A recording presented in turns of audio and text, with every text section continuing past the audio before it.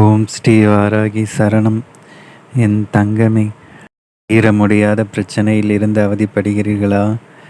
கவலைப்படாதே என் தங்கமே. இந்த காலபைரவர் வழிபாட்டை செய்யுங்கள். தீராத பிரச்சனையில் இருந்து தீர்வு காண்பீர்கள். பிரச்சனைகள் தீர கால பைரவர் வழிபாடு.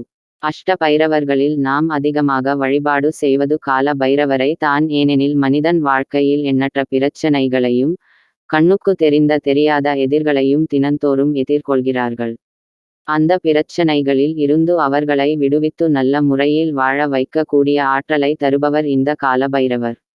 சிவனின் சொரூபமாக பார்க்கக்கூடிய இந்த கால பைரவரை நம்முடைய பிரச்சனைகள் தீர நம் வீட்டிலேயே எப்படி எளிமையாக வழிபடுவது என்று தான் ஆன்மீகம் குறித்த இந்த பதிவில் தெரிந்து கொள்ளப் போகிறோம்.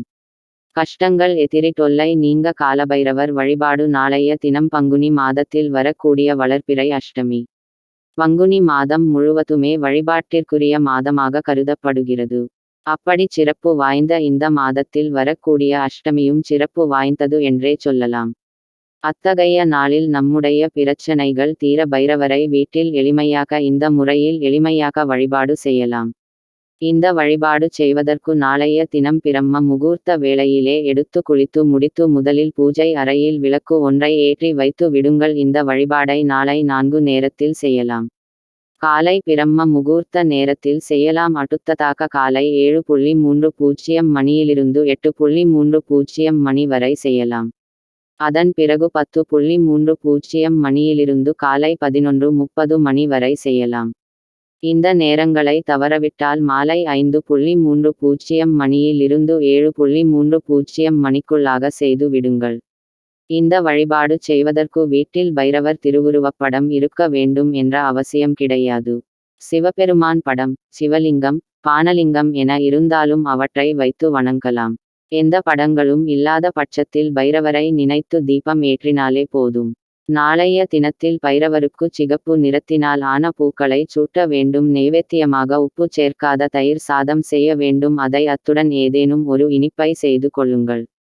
வெற்றிலை, பழம், பாக்கு, ஊதுபத்தி போன்ற பூஜைக்கு தேவையானவற்றை தயார் செய்து வைத்து விடுங்கள். இப்போது பைரவரை நினைத்து ஒரு அகல் விளக்கில் நல்லெண்ணெய் ஊற்றி திரி போட்டு தீபம் ஏற்றுங்கள். இந்த தீபம் கிழக்கு நோக்கி எரிய வேண்டும். ஊதுபத்தி ஏற்றி வைத்து விடுங்கள். அதேபோல் சாம்பிராணி தூபம் போட்டு விடுங்கள். நீங்கள் வடக்கு புறமாக அமர்ந்து கீழ் வரும் இந்த மந்திரத்தை சொல்ல வேண்டும். ஓம் ஐம் கால பைரவாய நமக என்ற இந்த மந்திரத்தை 108 முறை சொல்லுங்கள்.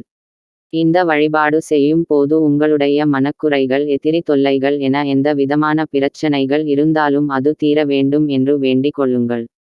இந்த வழிபாடு முடிந்த பிறகு நைவேத்தியத்தை வீட்டில் உள்ளவர்களுடன் பகிர்ந்து உண்ணுங்கள். இந்த வழிபாடு செய்வதோடு நாளைய தினம் அருகில் இருக்கும் சிவாலயத்திற்கு சென்று கால பைரவரை தரிசனம் செய்யுங்கள். இது நாளைய வழிபாட்டிற்குரிய பலனை அதிக அளவில் உங்களுக்கு பெற்றுத்தரும். இந்த மந்திர வழிபாட்டை உங்கள் குடும்பத்தில் உள்ளவர்களுடன் சேர்ந்து செய்யும் போது இன்னும் அதிக பலனை தரும். காலத்தையே அடங்கும் சக்தி படைத்த கால பைரவரை நாளைய தினத்தில் இந்த முறையில் வணங்கும் போது நம்முடைய பிரச்சனைகள் அனைத்தும் தீர்ந்து நல்ல முறையில் வாழலாம் என்று சொல்லப்படுகிறது. இந்த வழிபாட்டு முறையினை நம்பிக்கையுடன் செய்து பலன் அடையுங்கள்.